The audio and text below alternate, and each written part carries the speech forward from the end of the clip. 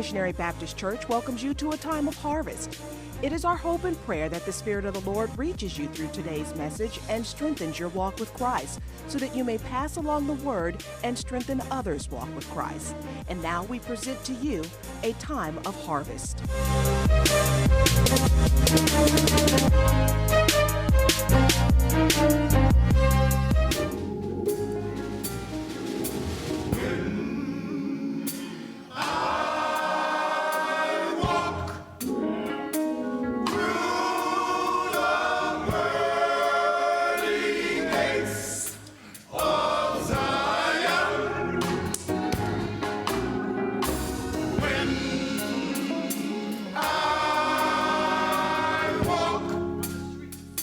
On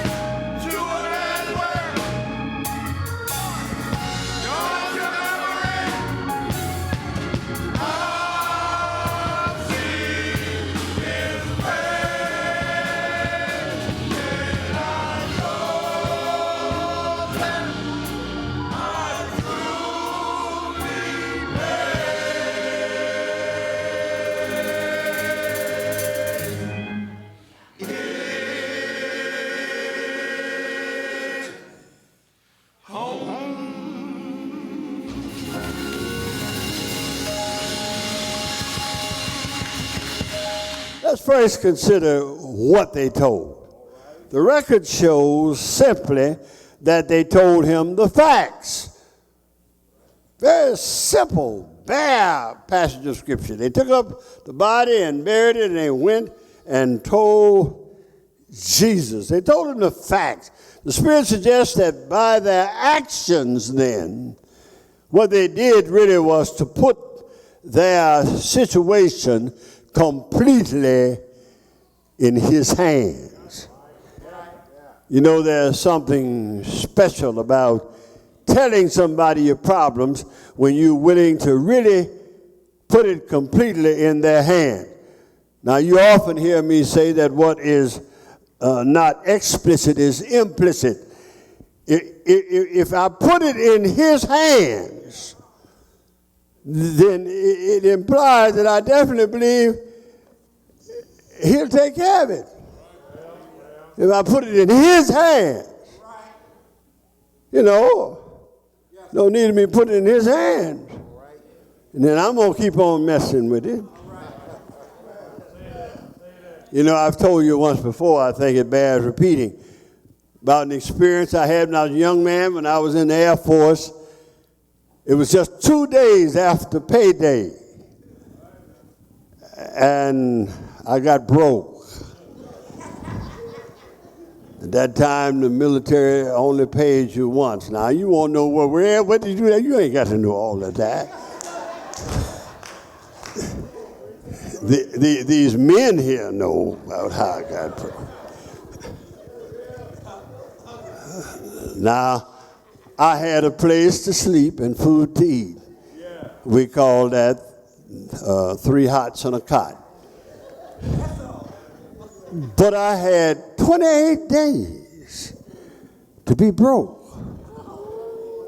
Didn't have enough to buy a cold drink or a candy bar. You know what I did? I borrowed a nickel. Could use the phone then for a nickel. And I told the operator I wanted to make a collect call, person to person, to Reverend D.T. Smith. That was my daddy. I didn't want to talk to my mama. I didn't want her talking about, baby, what happened? They didn't pay you on time. I didn't want to hear all that. When I got Daddy on the line, I said, Daddy, I'm broke. Daddy said, tell me where you want me to send the money, but I'm going to talk to you later. I needed to tell somebody my situation. No need to pretend. No need to try to stall for time. I needed to tell it as it was. Somebody here today needs to tell it as it is. But before you can tell it as it is, you've got to be honest enough with yourself to admit that it is as it is. If you're hooked on that habit and can't get off it, admit it is as it is. I don't mean any harm, but if the woman doesn't want you anymore and like somebody else, admit it is as it is. If you just don't have it and can't do what you once could do, quit fooling yourself and admit it is as it is. Somebody ought to hear me today. These disciples were just human. Conditions had gotten out of hand. Things were beyond their control. They didn't have the power to fix it. But thank God, they went and told Jesus. I'm preaching to you where you live today. Somebody this morning needs to stop where you are and tell Jesus. But then not only should you note what they told, but notice who they told. Notice now there were many others that they could have told. They could have told the Pharisees. Pharisees hated Herod as much as they did. They could have told the Sadducees, who were aristocratic enough to make little trouble if they wanted to. They could have told Pontius Pilate, who was the direct representative of the Roman government.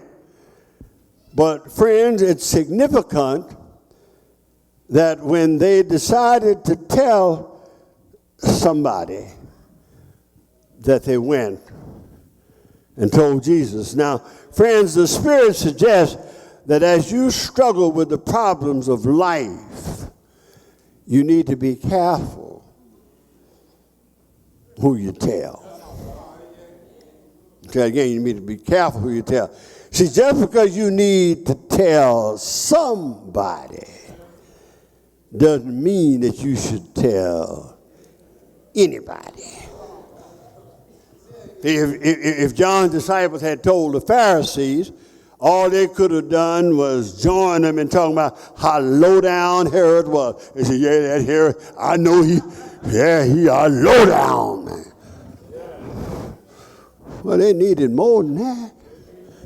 If they told Pilate, he could have told them what the Roman law said, but they needed more than that. They needed to tell somebody who could soothe their sorrows.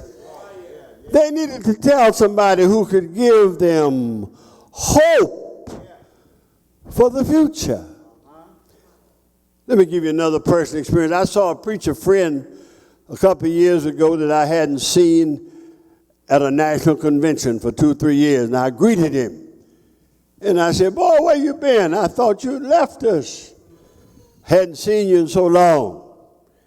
He said, Smitty, I've been through some trials and tribulations since I saw you last. I lost my church and couldn't get another one for a long time. I had to do everything I could to survive. He said, I'd been doing substitute teaching. But then he said, but you remember old so-and-so? I said, yeah. He said, well, he called me. And we talked, and I told him about my situation. And he heard and he knew about a vacant church. He told me about them and told them about me. And my friend said, things are looking up for me now. I'm doing better than I've done for a long time. He said, I just kept on praying and trusting God. And in his own time and in his own way, the Lord answered my prayer. I thought about how awesome God is. My friend told God, and God told our other friend, and conditions changed. Sadness turned to joy. Disappointment became success. My friends, whatever you're dealing with today, it's not only important what you tell, but it's very important who you tell. Be sure that you tell somebody that can do you some good. Tell Jesus. Finally, consider why these folk told Jesus. Now, there might have been many reasons. But one thing that we do know about them and John the Baptist and Jesus is that they knew how John had felt about Jesus. Yeah, these were John the Baptist's followers. These were John the Baptist's disciples. And they knew how John the Baptist felt about Jesus. Don't you remember one day when John was baptizing down in the Jordan River and Jesus came by? John had said he was coming. John had told him that I baptize you with water. But one is coming who's mightier than I. He's going to baptize you with the Holy Ghost and with fire. Soon Jesus showed up. And when John baptized Jesus, the Spirit lit upon him in the form of a dove, and the voice from heaven declared, "This is my beloved Son, in whom I'm well pleased." Somebody probably remembered that while John was still in jail, when John was getting discouraged, John sent somebody to see him. And he said, "Tell John what you've seen, what you've heard. Tell him how the sick are being healed, how sight is being given to the blind, and the gospel is being preached to the poor." And after John heard from Jesus, he seemed to be satisfied. So they decided if he's good enough for John, he's good enough for us. So they needed somebody to tell. And they went and told Jesus. Well, I'm closing now, but I want to give you my own testimony. The only reason why I've been able to lead this congregation for 48 years is because I've been able to tell Jesus. You see, anybody out in front, anybody leading people can't make it if you don't have somebody to tell. Let me tell you something else special that I have learned about telling. The longer you live and the higher you climb, the fewer people you have to tell. You probably haven't noticed it yet, but you're running out of people to tell now. I remember when I had a father and a mother to tell. I haven't had them for a long time. Then I had older brothers and sisters in the church to tell. They're going. Then I had senior pastors, experienced pastors that I could tell. And now they're gone. But I'm glad that I started telling Jesus a long time ago. And so I'll always have somebody to tell. Now, let me say this. If you tell often enough, and don't hold back, just tell everything to Jesus. I ain't talking about nobody else. To Jesus. Before you know it, you'll have a precious relationship. I tell him everything. I don't hold back nothing. I don't wait till I get in trouble. I tell him about all of the good things. I thank him for feeling good and enjoying things. I know he loves me. And when somebody really loves you, they like to hear about it. When things are going well. Now, people not always like that. See, there are a lot of people who can cry with you, but they can't smile with you. But I tell him when I get scared. You ever get scared?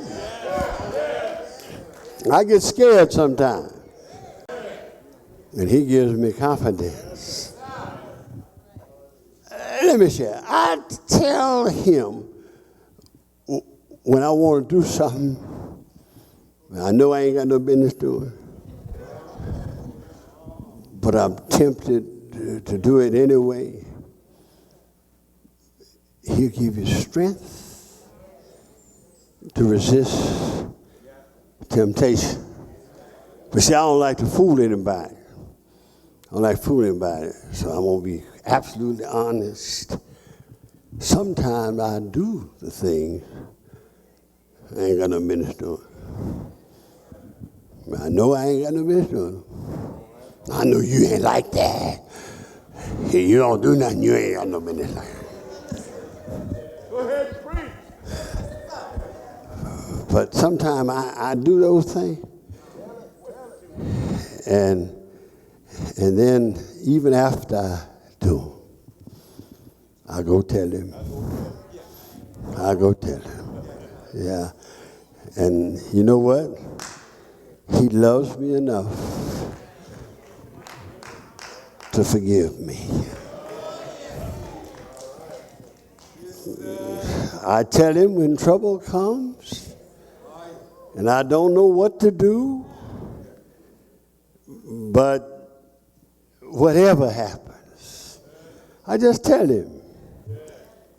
I'm like the hymn writer who said, I must tell Jesus. Get ready to sing that, choir. I must tell Jesus all of my trials. I cannot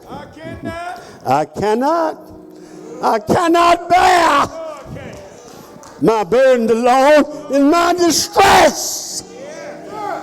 He surely will help me. He ever cares for his own. I must. Oh, help me, Holy Ghost. I must tell Jesus. Jesus. Do you know him? Jesus. The lily of the valley. Jesus. Bright and morning star. Jesus, my bread in a starving land. I must tell Jesus. I must tell Jesus. Jesus.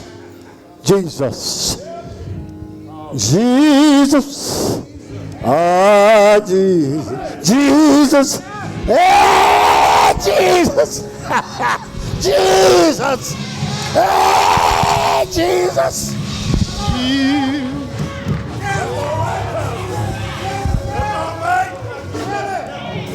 Jesus can help me. Jesus alone. Choir's going to lead us in a hymn. Deacons are coming across. Preachers are coming down. I want to extend an invitation today. Somebody here this morning.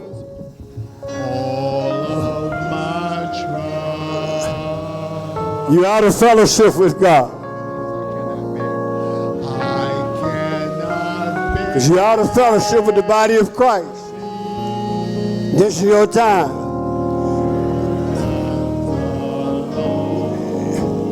You can't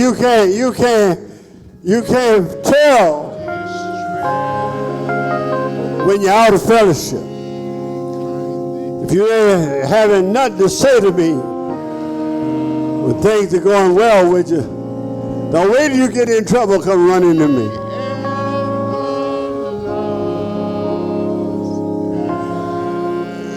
But you need to tell Jesus today, you need to get right.